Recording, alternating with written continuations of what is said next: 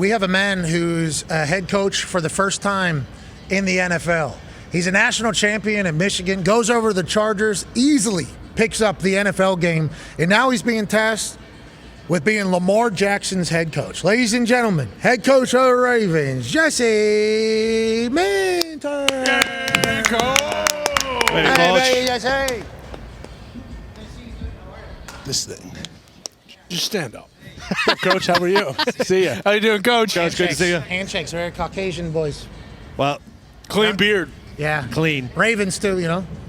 Yeah, true. Yeah. Scumbags normally. No, Whoa. that is not true at all. Normally That is what not I true said. at all. Hey, good to see you, man. Good to see you.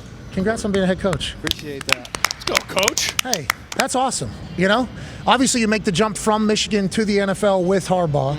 In LA, obviously the conversation is Jesse Minter is a wizard at defensive side of the ball. Is it going to work in the NFL? Then what you do with Derwin James, what you do with that entire defense, immediately puts your name into conversations for head coaching shit. Are you ready for it? Do you feel like, why do you think you're ready to be a head coach? And what is your expectations now that you have the Baltimore Ravens gig? I definitely feel prepared. Well, I mean, that's a bad question, but like, why do you think you are ready Yeah. for that situation? You know, the last 2 years, I would say, going from Michigan back to the NFL with Jim and being at with the Chargers as he was trying to, you know, kind of claim an identity, build something. So being there with him his first year, I think really started to allow me to be prepared for this. I think the second year, Jim and Joe Ortiz, who I think they were both just on. Yeah. They both really, you know, took a lot into helping me be prepared for this moment. So they gave me a lot of insight.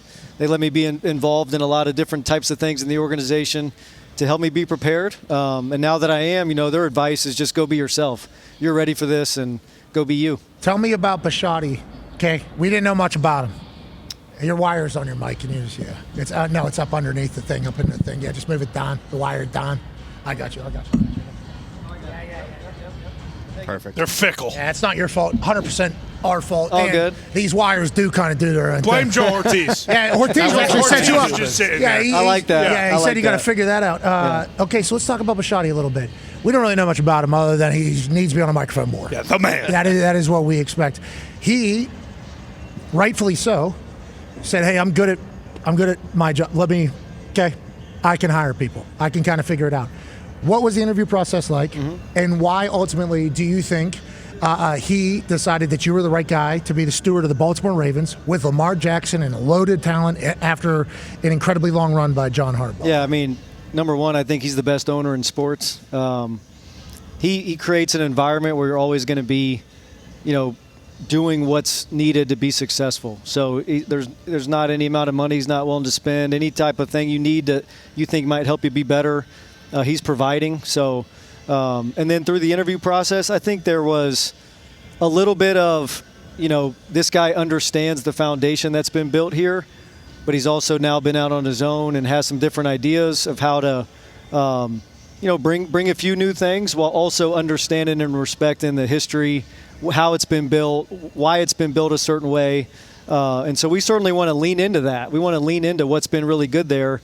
But I also think just having a younger, newer, fresher thing sometimes, New message, you know, yes. people embrace change. Definitely, and I think Baltimore Ravens fans are excited. I don't know if they expected you to necessarily be, especially because Lamar Jackson is your quarterback. Whenever you think about being the head coach of a team that has Lamar Jackson, how that has to feel Pretty amazing. Yeah. amazing. Not that Herbert, obviously, we love Herbert, and we think the same thing about Justin Herbert. We think he is a fantastic player, but you're Lamar Jackson's head coach, especially at this level where his arm is maybe best in the league. Obviously, he's still Lamar.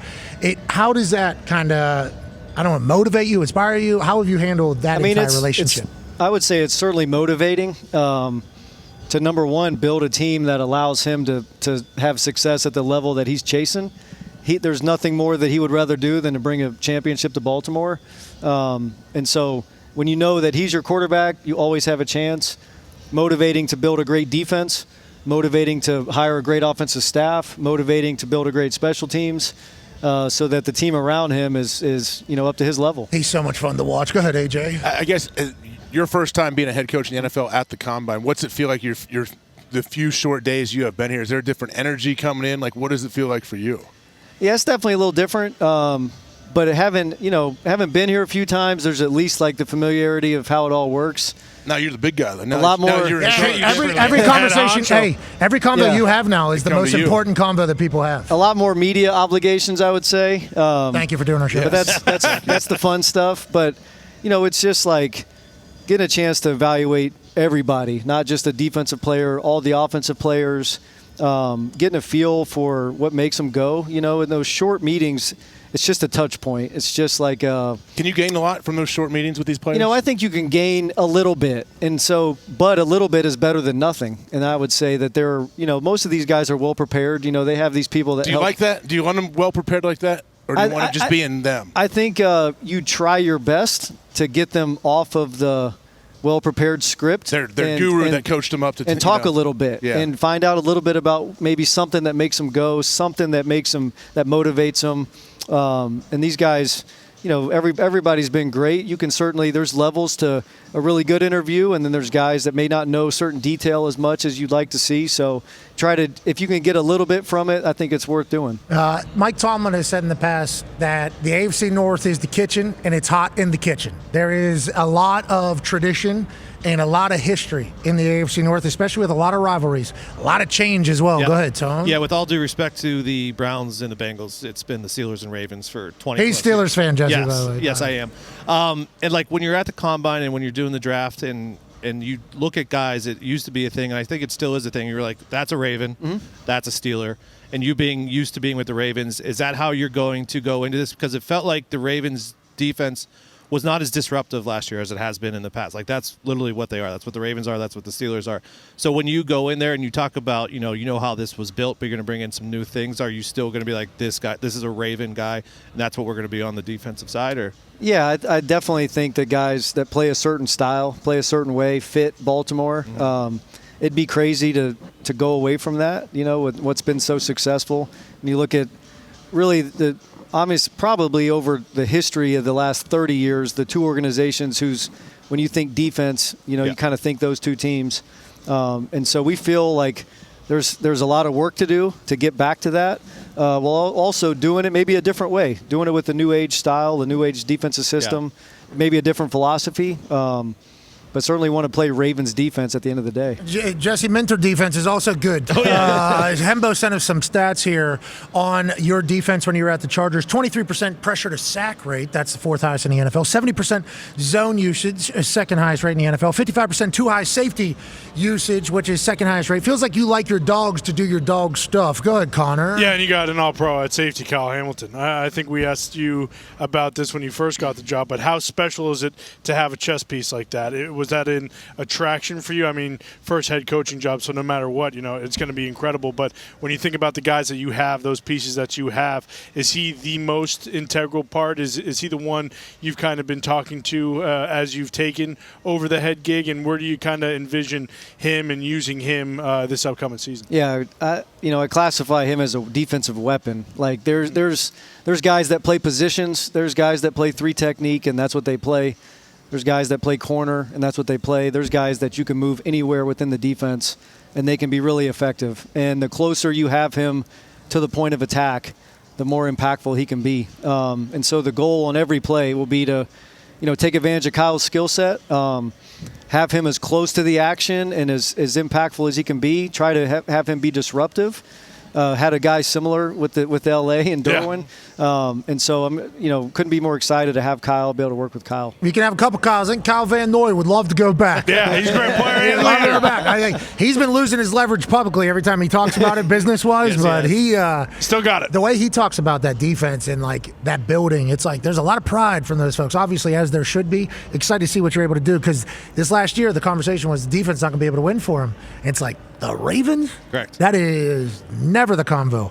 But whenever you think about that, Lamar. Yeah, Derrick Henry. Oh! I mean, he's untackleable. Come on. And we're Fountain of Youth. He's still running harder than everybody. Are you guys going to win a Super Bowl, Jesse? Is that what's about to happen right now? Or That's the plan. It has to be, right? That's the plan. Everybody has to have that mindset. That's right. And you have to – but, you can talk about that and you can say that. We want our fans to have expectations of us to win the Super Bowl. But really it's about creating standards, creating an environment, creating a day-to-day process that allows you to do that. Yeah, I'm excited to watch you guys do it. Go ahead, AJ. Yeah, how much of coaching, especially defense, I guess, is taking your team, the talent that you have, and then kind of crafting the defense around them and not trying to jam them into whatever your scheme is. And I say this because I remember back in the day your dad was coaching at Cincinnati. I still remember being in person watching these tall, I think, converted receivers playing DN, literally jumping over running backs to get to the quarterback. And I don't know how old I was watching it, but I remember that and think, oh, that's how you use your athletes. And I assume you want to do something like that. I think that's what coaching is. I mean, it's what do you have available? How can you best put them in position to be successful and do the things that they do really well? I really think that's the job of a coach on any position, any phase of the game, offense, defense, special teams, is to create a system that allows you the flexibility. Your best player is a 3 technique. Let's have some stuff that really takes advantage of him. Your best player is a corner. Let's have some things that take advantage of him. And so over the last 4 years of doing this scheme, it's almost been a different player, at different times. And so that's the goal that we have, and that's what we'll try to do. Your dad's still working with you, huh? He is, yeah. Senior defensive analyst? Living the dream. So you boss him around? Yeah. Sometimes. That's awesome. Yeah. Hey, go. Yeah. When did that switch? When did that flip where you could start bossing him around? The first time was in 2016. I was the DC at Georgia State, and this was really the first time he decided he was with the Eagles with Chip Kelly prior to that. Ended up in that coaching cycle looking for something to do. Decided to come down there and coach our defensive line, which he had never done, which was kind of a fun challenge for somebody like him. And so it's kind of been that way ever since. Okay, hold on, because we just saw this not work in Tennessee. Right? Yeah, Dad, not at all. O-line coach. Overall, yeah. Yeah, that did not go great. But I'm sure there has been times in the past where it's worked out very well. Plenty. The Kiffins, not NFL, but Lane and Monty, yeah. I just love the thought of your dad looking at you going, I'm not doing that. Yeah. I think I'm not going to do that. Speaking of doing something, there's been a staple on the Baltimore Ravens for a while now. Obviously, conversation taking place. Go ahead, Tone. Yeah, Coach, a lot of people, number one free agent out there, Linderbaum. I don't know how much you're involved with the negotiations or stuff like that, but have you gone to his house yet and said, hey, we would love to have you back? Or I would say that he knows how we feel about him. What did they do for Jason Kelsey? Keg of beers. Keg of beer, yeah, sir. They sent him a little gift. Yeah, he knows how we feel about him. He's one of the best in the business. He's maybe the best center, one of the best linemen, period. Major part of the team the last few years. You've really seen him develop into that, since they drafted him. Guy we'd love to have back. Yeah. You have your headphones on. I don't know if you have any cauliflower ear. He really good wrestler too. Yeah. If you want to start dancing with him. Okay, McDonald, obviously with what he was able to do in Seattle, defensive genius. Okay, offensive wizards had their run. You defensive gurus seemingly having a run right now as head coach. What McDonald's able to accomplish in Seattle so quickly, I think we're all incredibly marveled by. Unbelievable work. They put out a video of his first team meeting. Mm-hmm. And he said, once you close your eyes and think something, it's going to be late January. It's going to be in the 30s. It's going to be rainy. Shitty for them, just right for us. And then 2 years, I think he was 9 months off. Or he said 9 months. He was 12 months. I forget what it was. 9 months off maybe. Because he said it was going to happen in the first year. It happens in the second year. He obviously looks like a genius. Have you envisioned what this first team meeting is going to be like? Have you envisioned the message? How many times have you practiced it in the mirror? Or how do you kind of handle that first message to the team? Because obviously that's very important because we as players can immediately see, oh, this guy's scared. Oh, this guy doesn't really have a plan. Can't read the notes, obviously. Have to talk directly to the people. How many times have you thought about that, and how excited are you for those moments? Yeah, I've put a lot of thought into it. That's exactly, to me, it's laying out a vision for what's about to happen. Some big picture where you're looking all the way to the Super Bowl. Some where it's maybe just, hey, we're going after small wins every day. And so I think it's a combination of that. But we certainly want the guys to understand where we're headed, but also what it's going to take to get there. AFC seems like there's a lot of turnover. Seems like there's a lot of potential question marks, but it's very deep. Go ahead, Con, man. Yeah, deep. And one thing we were just talking to Mike McDaniel about, actually, now OC of the Chargers, was kind of how the football is cyclical, of course, but 2 years ago, offenses were way ahead. And then to what Pat just said, the defensive coaches, you guys, McDonald, huge run now. It's kind of going the other way. When you see guys at the Combine and when you just see kind of schemes and things of that nature in the NFL now. Does it feel like it is swinging back to kind of bigger, players and also defensive being more of a focal point? Yeah, it definitely goes in cycles, and it's a copycat league, and so teams try to emulate what's been successful. You look at the Eagles 2 years ago, line of scrimmage, great defense, and a defense really young and built through the draft. They had a really young defense in 24. They added one or two really key pieces, and then you look at Mike's defense this year, and it was a little bit more. They drafted a D lineman again a couple years ago, and Murphy, who's had a great second year. And so the O-line and D-line driven teams, I think, is back. But I also think like defenses, the explosive play metrics have kind of flipped because everybody's more too high, more shell. And so, but if you're going to do that, and that's what we want to do, you want to not let them throw the ball over your head. You got to be really big and strong up front and be able to still stop the run at times without maybe throwing extra people down there. So I definitely think it's a copycat league, and more people are going to be trying to build like that. 4 1s on D-line, right? That's what you need. That's right. You need 4 1s. We need 14 eyes. We need 14 eyes to be able to watch everything else. We need the D-line to win, right? That's right. That's kind of who's been winning. Yeah, and that was a big thing for the Ravens this year. Was Matabike couldn't play. Yeah, and then he was out the whole year. That was. Yeah. Maybe you get down there. Something to think about. Dip and rip. I don't know if that would help us. But Congratulations, man. Thank you.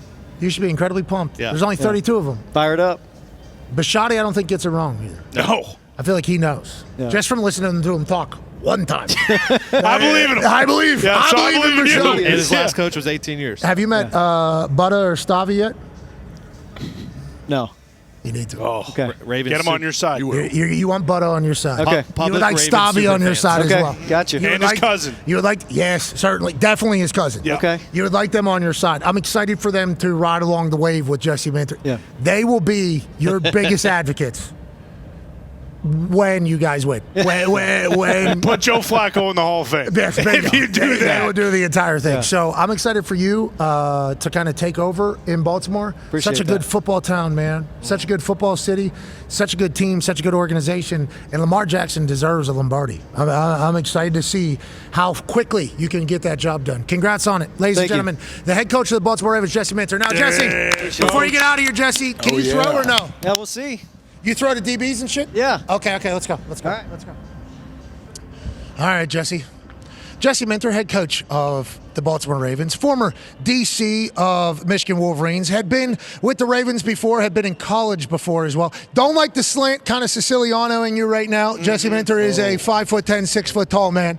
Okay, it is not a the slant's getting you right now. Yeah, I don't like it at all. Here's the Scott Camp. Jesse, if you were able to put that foot, are you a lefty? Lefty.